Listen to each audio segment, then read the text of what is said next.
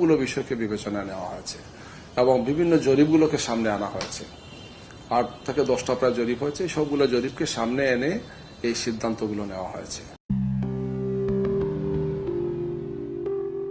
জামায়াতে ইসলামীর নেতৃত্বাধীন 11 দলীয় নির্বাচনী ঐক্য থেকে বেরিয়ে যাওয়ার ঘোষণা দিল বাংলাদেশ ইসলামী আন্দোলন। 268 আসনে নিজেদের প্রার্থীদের এককভাবে নির্বাচনে অংশ নেওয়ার প্রস্তুতির কথাও জানিয়েছে দলটি। নির্বাচনী সমঝোতার বিষয়ে রাজধানীর পুরানা পল্টনে শুক্রবার প্রেস ব্রিফিং করে ইসলামী আন্দোলন বাংলাদেশ। দলটির হয়ে এদিন কথা বলেন যুগ্ম মহাসচিব ও দলের মুখপাত্র গাজী আতাউর রহমান। তিনি বলেন, ওয়ান বক্স পলিসির মাধ্যমে ইসলামপন্থী শক্তি এক করার যে চেষ্টা ছিল সেটি নিয়ে শঙ্কা তৈরি হয়েছে বলেই নিজেদের মতো নির্বাচনের সিদ্ধান্ত নিয়েছে ইসলামী আন্দোলন।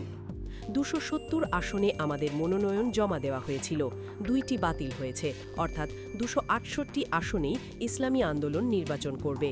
তারা কেউ মনোনয়ন প্রত্যাহার করবে না, বলেন মিস্টার রহমান। বাকি 32 আসনেও মনোনয়নপত্র প্রত্যাহারের পর অংশ নেওয়া যোগ্য প্রার্থীকে নিজেদের সমর্থন দেওয়ার ঘোষণাও দিয়েছে দলটি। গাজী আতাউর রহমান বলেন, আমরা এদেশের ইসলামপন্থী জনতার আবেগের সঙ্গে কিছুতেই প্রতারণা করতে পারি না। আমরা ইসলাম প্রতিষ্ঠার জন্য, ইসলামের সুমহান আদর্শ প্রতিষ্ঠার জন্য, ইসলামের আলোকে কল্যাণ রাষ্ট্র প্রতিষ্ঠার জন্য দীর্ঘদিন যাবৎ এখানে কাজ করে আসছি। আমরা এ থেকে বিচ্যুত হতে পারি না। তিনি আরও বলেন, আমরা জানি সামনে আমাদের পথ চলা হয়তো মসৃণ নাও হতে পারে, কারণ আমরা ক্ষমতার রাজনীতি সেভাবে করি না। আমাদের মূল লক্ষ্য ইসলাম। ইসলামকে আমরা আগে রাখি। আমরা নীতি আদর্শের রাজনীতি করি। সেখানে আমরা দেখছি নীতি আদর্শের প্রশ্নে, রাজনৈতিক প্রশ্নে, ইনসাফের প্রশ্নে আমরা বৈরিতার শিকার হয়েছি।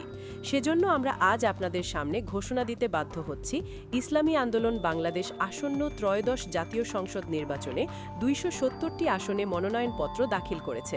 এর মধ্যে আপিলে 2 জন বাতিল হয়েছে। বাকি 268 জন সংসদ সদস্য প্রার্থী এখন পর্যন্ত মাঠে কাজ করছেন। আমরা তাদের নির্দেশনা দিয়ে দিয়েছি, তারা নির্বাচনের প্রতিদ্বন্দ্বিতা করবেন। একজনও তারা মনোনয়নপত্র প্রত্যাহার করবেন না।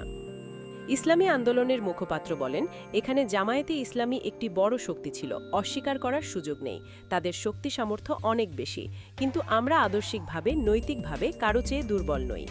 গাজী আতাউর রহমান বলেন, জামায়াতে ইসলামীর আমির ডাক্তার শফিকুর রহমান তিনি স্পষ্ট করে বলেছেন তারা ক্ষমতায় গেলে প্রচলিত আইন অনুযায়ী রাষ্ট্র পরিচালনা করবে।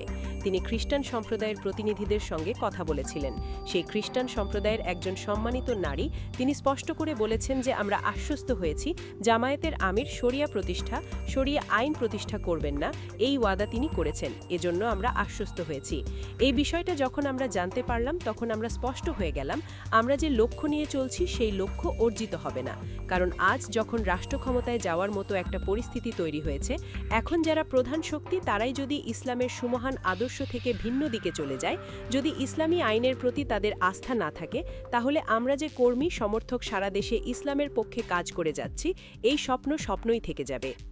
এর আগে বৃহস্পতিবার 15 জানুয়ারি 11 দলীয় জোটের আসন সমঝোতায় 253 আসনে প্রার্থী ঘোষণা হয়। এতে বলা হয় জামায়াত 179 আসনে প্রার্থী দেবে। এছাড়া এনসিপি 30, বাংলাদেশ খেলাফত মজলিস 20, খেলাফত Majlis 10, Amar Bangladesh AB party 3, liberal democratic party LDP 7, Bangladesh development party BDP 2 ও নিজামে ইসলাম পার্টি 2টি আসনে লড়বে।